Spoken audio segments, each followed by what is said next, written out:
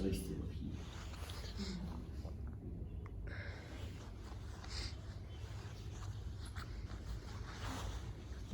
¿Quién más?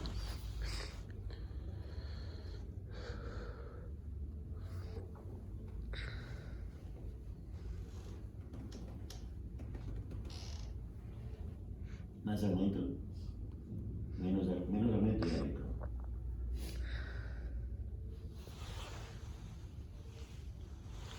¿Cuáles siguientes?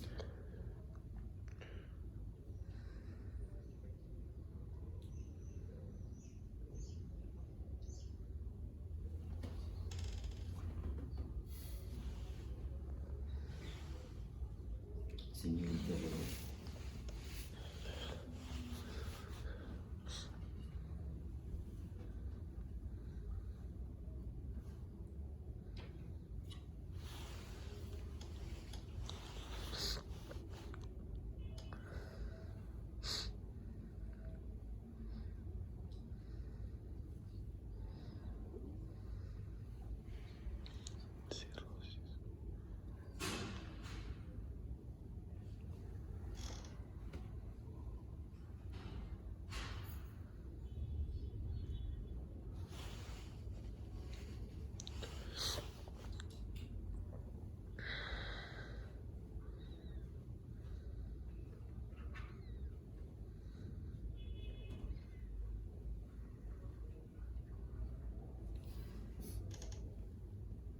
Justo esto me pasó a mí hace 8 días. Cuando uno tiene una sola impresión visual, por lo general se olvida rápidamente.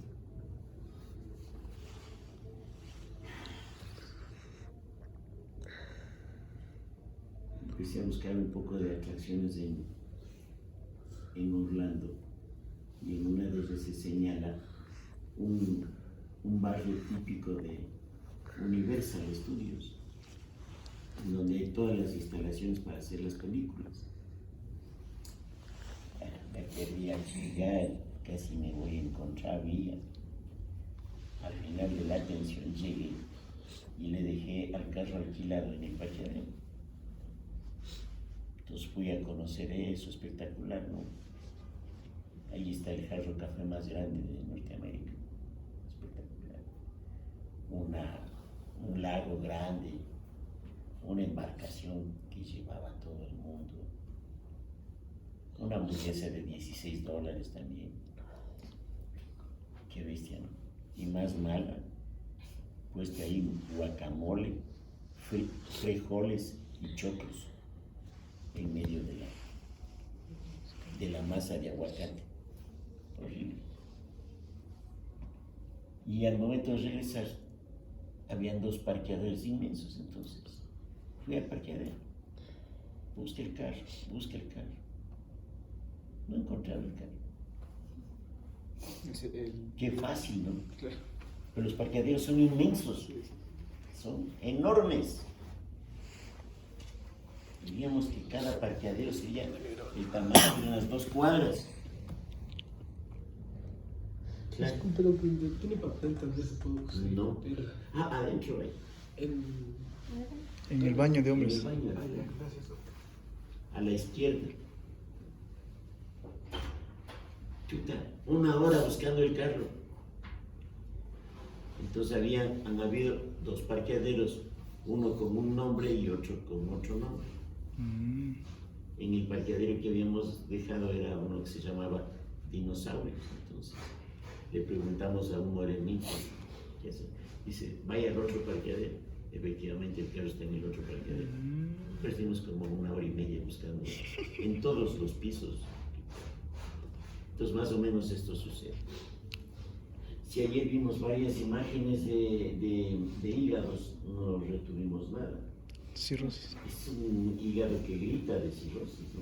Por las trabéculas. Se ven numerosos nódulos, Fibras. ¿no es cierto? Numerosos nódulos. Casi todos son pequeños, por lo tanto esta es una cirrosis micronodular que puede estar asociada a infección por virus VOC, o puede ser una cirrosis alcoholonutricional. En una placa buena uno puede diferenciar si es que es una cirrosis alcoholonutricional o si es que es una cirrosis por hepatitis, porque desde luego se ven los cambios de la hepatitis en el hígado, de la hepatitis B o de la hepatitis C. Pero cuando uno tiene este tipo de cortes, mire que no se reconoce nada de las células, nada. Aparte de eso, el tejido mal fijado, es que no se ve nada, ¿no? No se ve nada. Les ruego que guarden bien estas imágenes en su cerebro. Aquí hay un poquitito de hígado que probablemente está conservado, y este es un nódulo de regeneración. Pero fundamentalmente, en hepatitis uno tiene que reconocer bien los espacios porta, porque ahí se producen los principales cambios.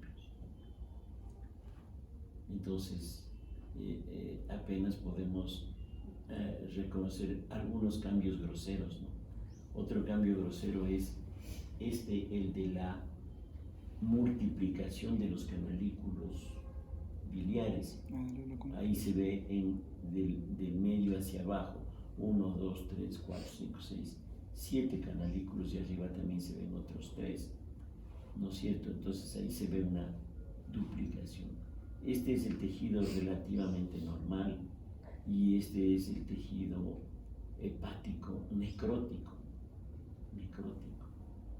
Entonces, este es el problema, ¿no es cierto? La respuesta inflamatoria atrae a más linfocitos. La inmunidad por lo general es de tipo celular. Se producen mediadores químicos de la inflamación que estimulan a las células estrelladas. Imagínense aquí hablar del espacio de Dice. Imposible. Entonces, este nodulito es un nódulo de regeneración. Y aquí, a lo mejor, qué difícil, no sé. Bueno, pero lo importante es que ustedes reconozcan con menor aumento los nódulos en la cirrosis, que reconozcan los puentes fibrosos que existen. La mayoría de estos puentes fibrosos son portoportales, y así se van englobando a varias unidades funcionales del hígado, que son los lobulillos. Entonces, evidentemente, la consecuencia de esto, ¿qué va a ser? La hipertensión portal y las varices esofágicas. Se ha perdido la arquitectura del órgano totalmente. Entonces el paciente aparece ictérico, ¿no es cierto?, desnutrido, con hipoaluminemia y consecuentemente con ascitis. La ascitis es de larga y lenta evolución, y el paciente cirrótico no muestra manifestaciones clínicas que nos hagan sospechar de esta enfermedad.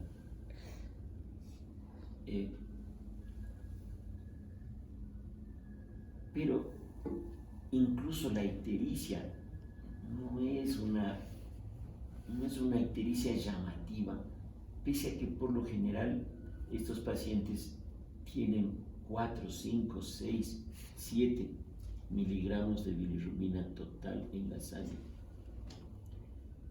Señora Emma Isela, ¿cuánto de bilirrubina total en la sangre se necesita para que aparezca ictericia?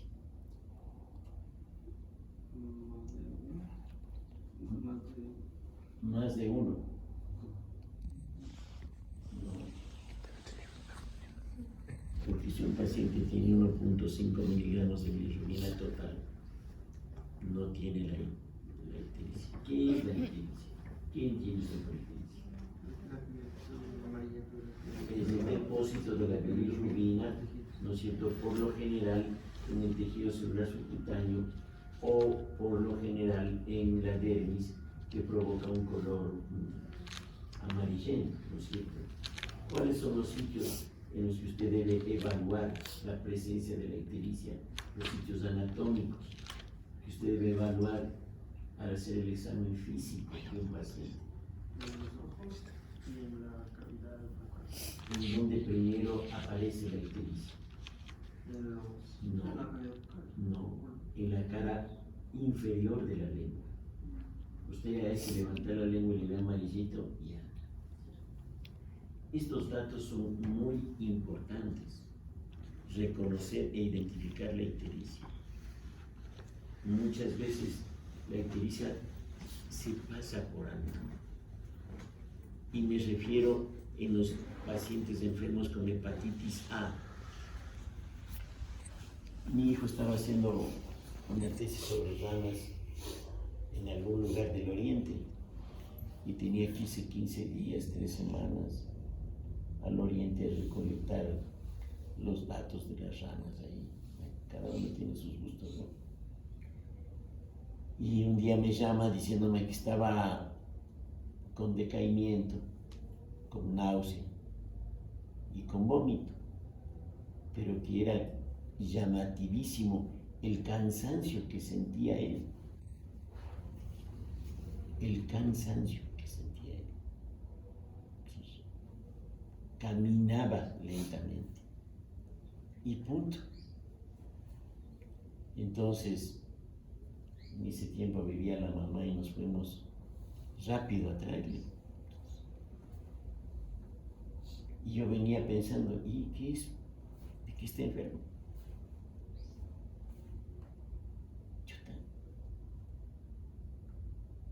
No sabía. Entonces llegamos acá y efectivamente náusea y vómito y cansancio.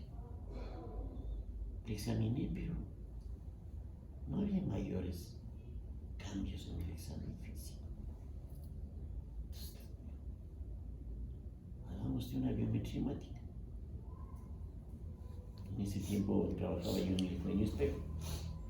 Bueno, y yo mismo llevé la muestra de sangre al laboratorio y yo mismo le hice la biometría.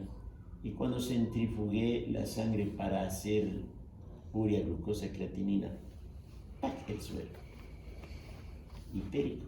Entonces, yo me di cuenta antes que por el examen de laboratorio antes que por el examen clínico. Y lo mismo pasa con los cirróticos.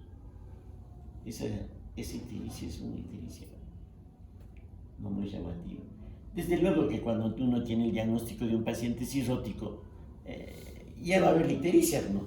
Porque ya está como sobre aviso que tiene cirrosis. Claro, estaba ictérico.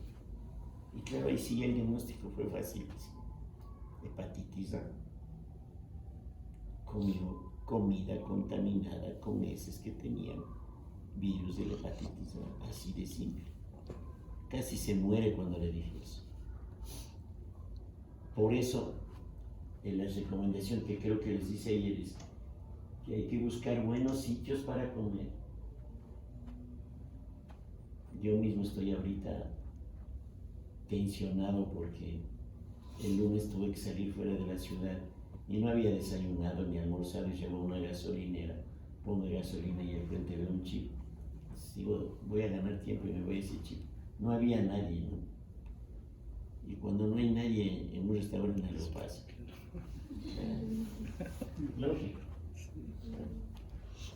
Algo pasa. Espero que no me pase nada. Es catastrófico ver las cocinas de muchos restaurantes. Catastrófico.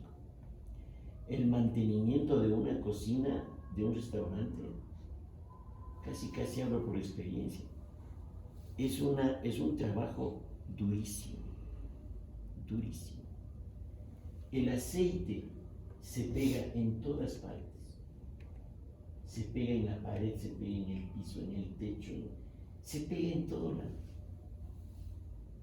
Entonces, y ahí la gente viene trayendo las cosas del mercado, las papas sucias, las verduras, o sea, entonces, La moraleja mía es, siempre que vayas a comer, trata de comer en un sitio más o menos decente, pero ni aún así uno se libra de estos problemas.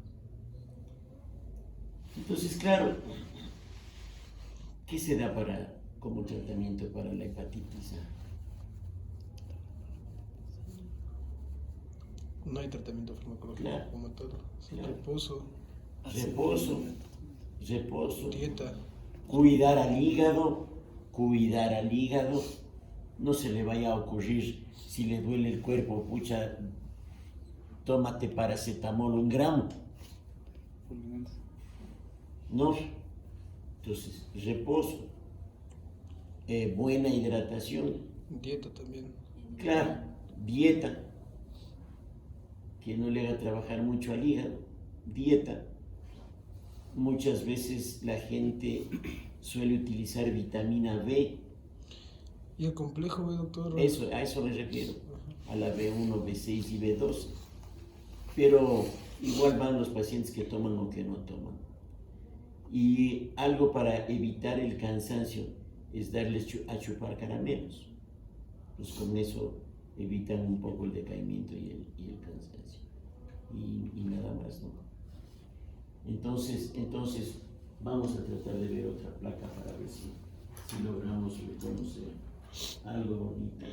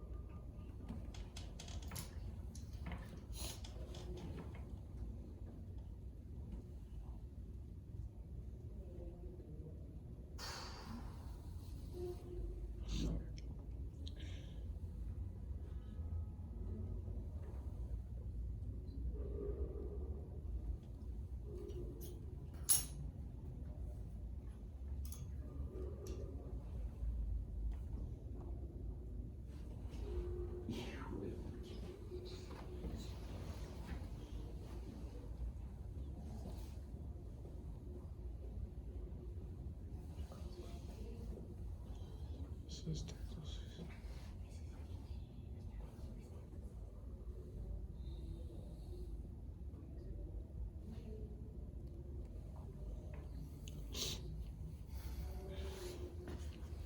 No hay más placas de hígado.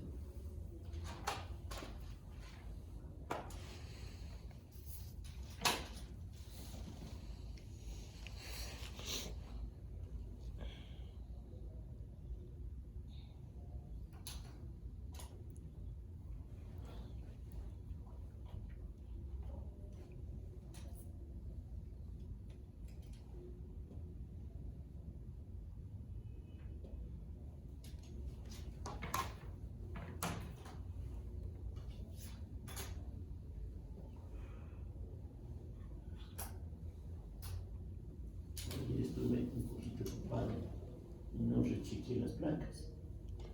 Entonces, les dejo las placas de la hepatitis A para la próxima semana y vamos a ver esta otra.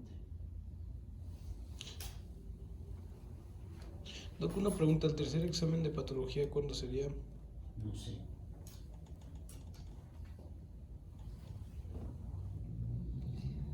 No sé.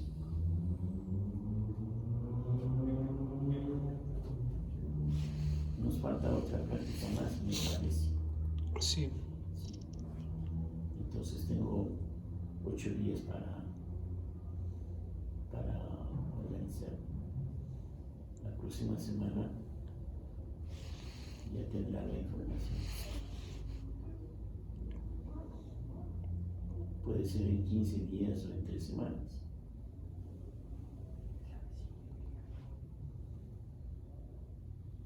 Bueno, ¿qué será eso? Vesícula biliar.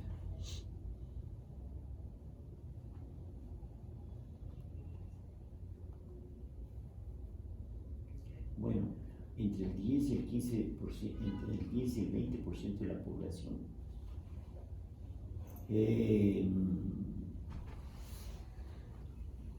Tiene el problema de la colelitiasis, ¿no? En mi libro se describe toda la patogenia con absoluta claridad, la obesidad, los estrógenos, la alimentación.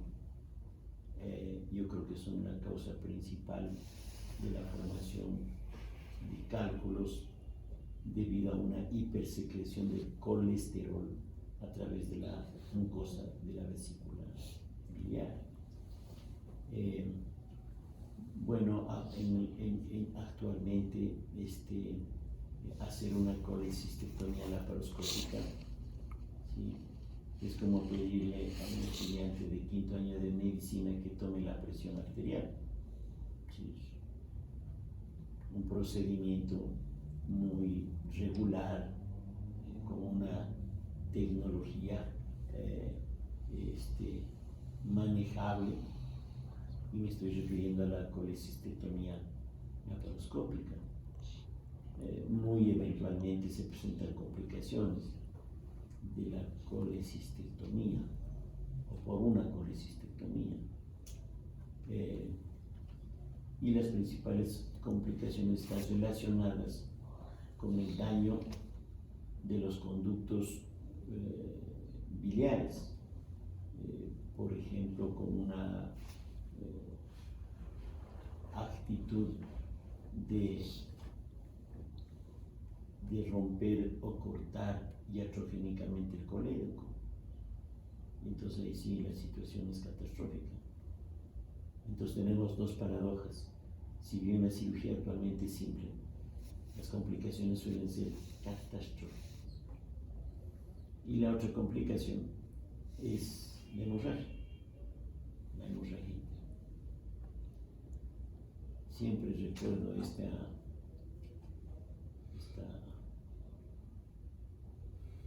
experiencia vivida en el hospital Pablo Arturo Suárez. Estaba yo de interno residente en el Pablo Arturo Suárez, y los internos residentes éramos los dueños del hospital. Pero yo fui allá, creo que en 6º año, perdón, ya casi al último, no me conocía mucha gente, y se entró a operar una vesícula.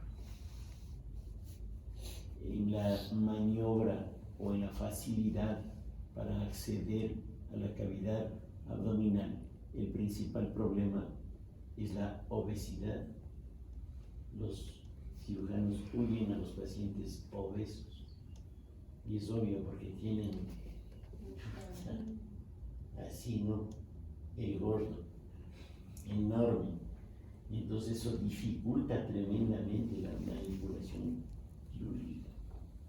Odian hacer histerectomías en pacientes obesos, y odian también hacer colecistectomías en pacientes obesos. Bueno, se operó una paciente, y ahí cada uno de nosotros tenía el cuidado en el posoperatorio. Entonces no era un castigo, pero teníamos que tomar los signos vitales cada cuarto de hora y reportar. O sea, no nos podíamos mover en los brazos. Y claro, ya pasó al posoperatorio, todo estaba bien 1 hora, y después de ese tiempo la presión empezó a bajar. Chuta. La presión bajó a 170. Entonces le llamo al médico tratante y le digo: vea, doctor Cueva, está bajando la presión, estaba con 120, ahora está con 180. Tranquilo, me dice, no te preocupes, no pasa nada. Cuarto día más tarde, igual la presión. Le dije: tienes razón. 1 hora más tarde, la presión sistólica bajó a 70, 50, algo así. Nuevamente la llamada al doctor Cueva, no me contestó. Era un día viernes, como las 2:30 de la tarde. Yo te dije: ¿ahora qué hago? ¿Qué hago? O sea, después del doctor Cueva, ¿quién queda? El residente de cirugía. Pues le llamé al residente de cirugía, pero habían estado en alguna reunión, en alguna fiesta, en alguna cosa, y no fue. Entonces, ¿qué hice yo? Aumentar más agua, ¿no? Y enloquecer. Llama el uno, llama el otro, llama el otro. No llegó nadie. A las 5 de la tarde la paciente estaba con una presión 50 y había perdido ya su estado de conciencia. Estaba desesperado. Y por ahí apareció un médico clínico, el Diablo Sánchez. Ustedes ya no le conocen a él, profesor de la facultad. Bueno, es que hemos sufrido una metamorfosis increíble, ¿no? Entonces, lo primero que hizo el doctor Sánchez a mí es mandarme, no uso la palabra, pero ya se imagina. Y me dijo que yo debía haber hecho la venodisección para tener una vía rápida. Y dice, chuta, pendejo, tal y cual, no sé qué, no sé. Y yo tenía todo anotado en historia clínica. Se le llama a tal persona, no contesta, se le llama otra vez, a esta hora no contesta, porque yo ya sabía cuál iba a ser la catástrofe. Entonces, los residentes habían estado tomando a las 2 de la tarde. Entonces, el gallazo del Diablo Sánchez. A ver, tráigame el equipo de Veno y se y mandando al carajo a todo el mundo. Y el residente de anestesia no estaba. Entonces empieza a trabajar. Haz la venodisección. Mientras más baja la presión, hay que. ¿Y por qué? Hay más vasoconstricción, pues, para tratar de tener, porque nuestro organismo es en muchas ocasiones maravilloso, ¿no? Para tratar de contener la sangre en los órganos principales, corazón, riñón y cerebro. Y entonces afuera hay una vasoconstricción. No pudo hacer la venodisección y se murió la paciente. ¿Y cuántas complicaciones habíamos visto nosotros en el Eugenio Espejo por una simple colesterolemia? Ahora no es así. La vesícula biliar está constituida por una mucosa que se ve aquí, tiene un epitelio cilíndrico, simple, bonito. Este epitelio hace unas penetraciones a la lámina propia. La vesícula no tiene su mucosa. Entonces hace estos senos que se introducen a través de la lámina propia y muchos de ellos llegan a la capa muscular. La vesícula biliar resulta útil ser estudiada cuando se le maneja aceptablemente, cuando el periodo, al menos de isquemia fría, no es tan prolongado. Los cirujanos tienen la costumbre de delegar las funciones, ¿no? Porque ellos quieren salir rápido. Entonces, ¿qué hace un cirujano gallazo? Viene, saca la vesícula y le dice al ayudante, ciérrale a la paciente, yo ya bota los guantes y se va.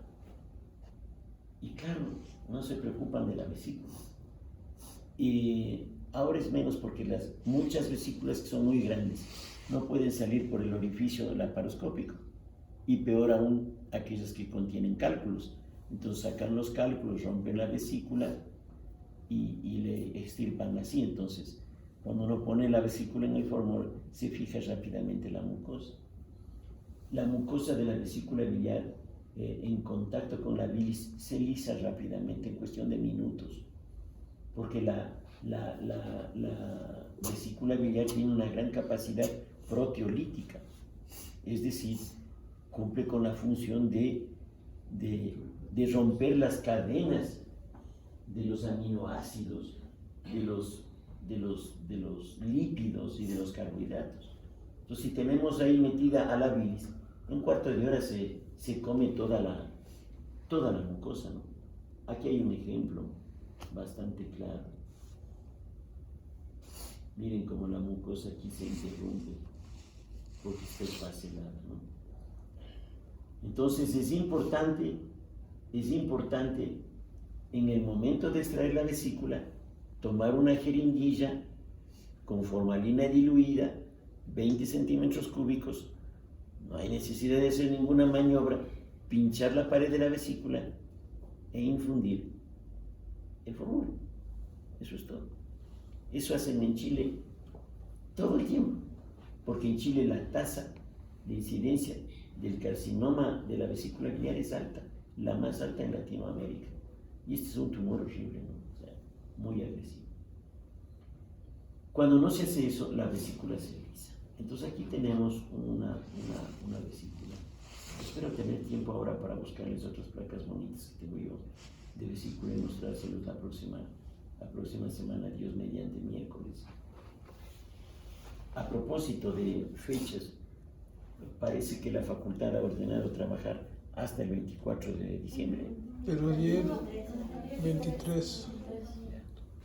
Entonces, es para decirles que si había obligado a trabajar hasta el 24, yo ni loco iba a venir. Nadie quería venir. No. Ya es fecha ya. No, yo ni loco iba a venir. Es más, yo no voy a venir ni el 23. Voy a estar aquí, pero no voy a dar clase. Porque hay mucha gente que es de afuera. Sí. Y tiene que salir, ¿no es cierto? Entonces, nosotros el día 24 no tenemos ninguna para que compren los pasajes con anticipación. Miren, aquí hay una extensa área de facilitación. Los procesos inflamatorios de la vesícula son muy comunes y están relacionados fundamentalmente con la presencia de los cálculos. Los cálculos tienen diversos tamaños, diversas formas. Tienen una condición de lo más pleomórfica posible. Por ahí aparece un cálculo de 6 centímetros ocupando toda la vesícula. Los cálculos que dan mayores manifestaciones clínicas y mayores problemas son los cálculos pequeñitos. Esos son los problemas. Un cálculo pequeñito enclavado en el cístico, hijo de chica. Dios no quiere. Y después, si ese cálculo logra pasar el cístico y va al colédoco y llega a la ampolla de Vater, terrible. Entonces el problema son el tamaño del cálculo en el sentido clínico. Los cálculos son de variada constitución química. Entre nosotros los más comunes son los cálculos mixtos, que están constituidos por diferentes componentes. Luego tenemos los cálculos puros, los cálculos de colesterol. Esos son los más lindos, porque se ven los cristales de colesterol, más o menos como una bolita tallada por esta cristalería que hace joyas para las damas, Swarovski. Se ven así más o menos. Yo tengo algunos, no solamente me falta ponerles un arquito aquí para que sirvan de aretes. Hay también cálculos combinados que tienen solo 2 componentes. Por lo general, esos cálculos combinados tienen fundamentalmente bilirrubinato de calcio. Y esos cálculos aparecen de un color café oscuro o negruzco. Los cálculos que tienen bilirrubinato de calcio son café oscuro o negruzco. Entonces hay de diversos tamaños, ¿no? Desde, como les digo, muy pequeñitos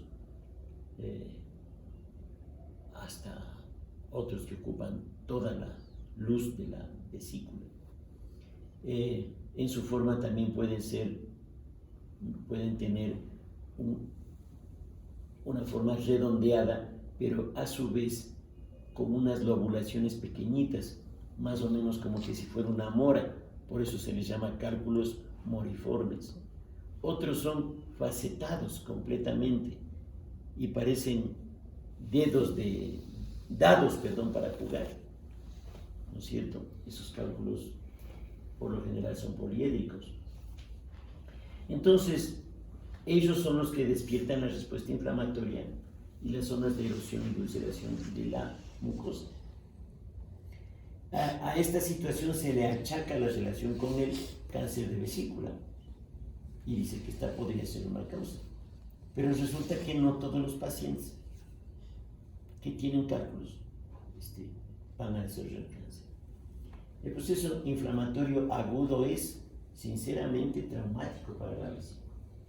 Hay zonas de ulceración, de necrosis de la mucosa, con fibrina, hemorragia, detritus celulares. El examen microscópico demuestra un compromiso transmural de la pared, que se vuelve muy edematosa. Por lo general, el espesor normal de la pared vesicular fluctúa entre 0.2 y 0.3 centímetros. En los procesos agudos, la pared de la vesícula alcanza a medir hasta 1 centímetro y la pared se vuelve friable, suave, muy friable. Y claro, ese es un problema para el cirujano. Por eso se discutía antes si se debe o no operar una colecistitis aguda. Y ahí los cirujanos se mataban entre ellos, unos que sí y otros que no. Ahora es que sí, es que hay que operar. Con el paso del tiempo, esta colecistitis aguda se vuelve crónica. Y el principal problema es que aparece evidentemente cambios cicatriciales. Miren aquí, este importante cambio cicatricial, que es el reemplazo del tejido propio de la vesícula por tejido conectivo, que después se vuelve tejido colágeno. Entonces aquí ya vemos bandas de tejido casi acelulares, ¿no es cierto? Es colágeno. Esta es la respuesta a un proceso inflamatorio crónico. Mire, qué extenso es el reemplazo del tejido normal de la vesícula por tejido fibroso, el tejido colágeno. Y claro, entre estos hay islas de inflamación, como aquí, por ejemplo, ¿no es cierto? Este fenómeno atrae a la mucosa, le retrae a la mucosa. Y la mucosa retraída se abre paso entre el tejido colágeno y llega incluso hasta el tejido muscular. Esos son los denominados senos de Rokitansky-Ashchov. ¿Sí? Entonces, estos senos que se ven en el centro, aquí en el centro, se van introduciendo hacia la propia muscular. La importancia que tienen estos senos es, primero, para diagnosticar que la colecistitis crónica ha tenido un largo periodo de evolución. Y en segundo lugar, la importancia que tienen estos senos es que no se los debe confundir con cáncer, ¿no? Uno encuentra epitelio en la muscular y piensa que es un cáncer. Entonces, miren, en otras ocasiones forman masas, ¿no? Masas de tejido conectivo. ¿Sí? Aquí ya no hay masa, sino formación de fascículos de tejido conectivo. Mire, fascículos y asas de tejido conectivo.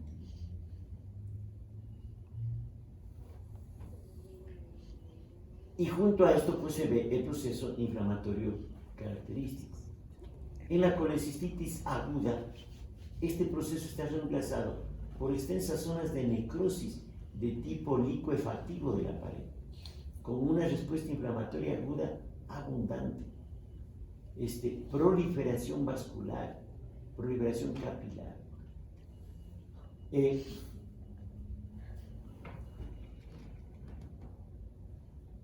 Otro dato que es importante es que en medio de esta cicatrización y en medio de esta fibrosis, resulta que uno encuentra aquí filetes nerviosos atrapados, y por eso es el dolor intenso en el cólico. Desde luego las damas son mucho más atacadas que los varones, ¿no? En proporción de 8 a 2 por cada 10 pacientes con litiasis, 8 son damas y 2 son varones. Ahí desde luego influyen los factores de carácter estrogénico, el embarazo, ¿no es cierto? Los fenómenos que provocan éstasis biliar. Hay muchas personas que digieren alimentos semi preparados ya y consecuentemente no necesitan mucha más. Otro fenómeno que se ve en la pared es es el reemplazo del tejido conectivo o muscular por tejido adiposo. No creo que esto sea una metaplasia adiposa. Es difícil sostener mi argumento, porque alrededor de la vesícula no hay tejido adiposo.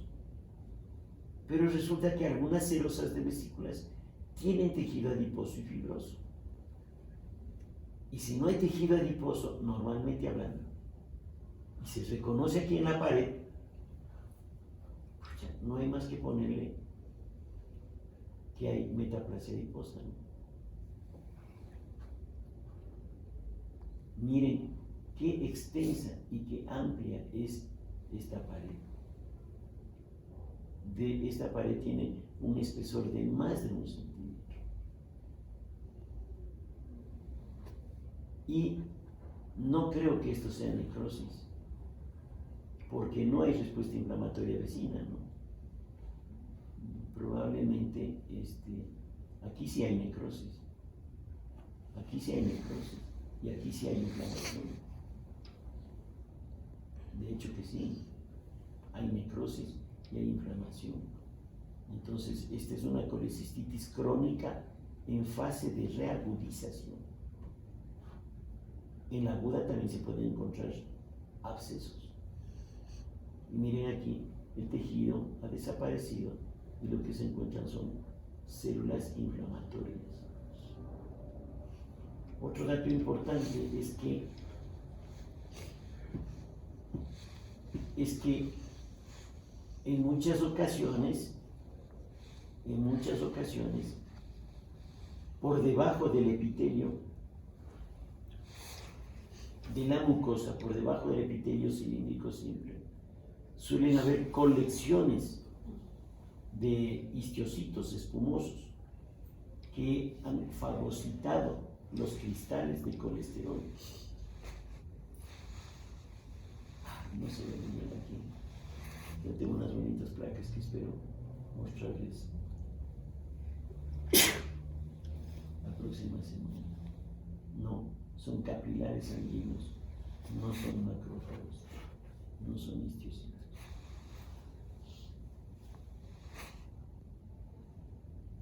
Entonces, aquí tenemos el ejemplo de una colecistitis crónica en fase de reagudización.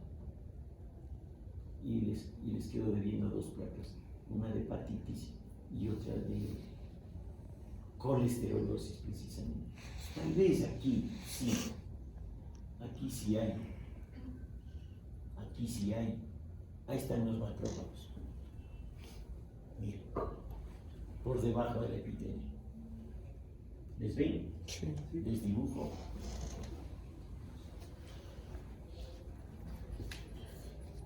Todo esto, así, es un conglomerado de macrófagos.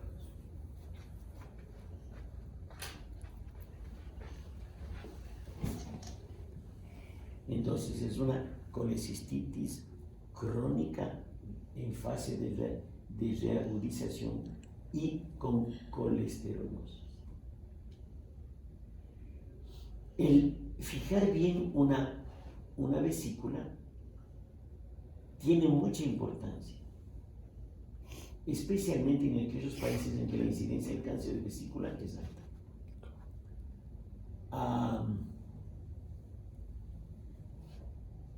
Y consecuentemente también hay lesiones premalignas del epitelio de la mucosa vesicular. Hay lesiones tempranas, hay displasias y carcinoma in situ. Y reconocer eso es muy importante. Aquí es imposible casi, porque a los cirujanos se les olvida cosas fundamentales. Como el siguiente ejemplo. Una señora que tiene un laboratorio ya ha tenido a su mamacita con cólicos. La señora tenía 60 años, entonces va donde el cirujano. 2 son los problemas quirúrgicos en la vesícula. Va donde el cirujano y dice: sí señora, tiene cálculos, hay que operar. Entonces le opera, examino yo la vesícula y veo una zona ulcerada y durita, ¿no? O sea, es típica la consistencia del cáncer, duro. Entonces hice los cortes y ¡tac! Adenocarcinoma. Entonces le entregué así a la señora, que casi se muere, la mamá, y ha ido donde el cirujano. a mostrar el resultado. Entonces el cirujano enfurece en contra mío, porque dice, no, esto era una colecistitis, esto no era un cáncer. La señora no ha bajado de peso, tiene buen apetito, pídale las placas.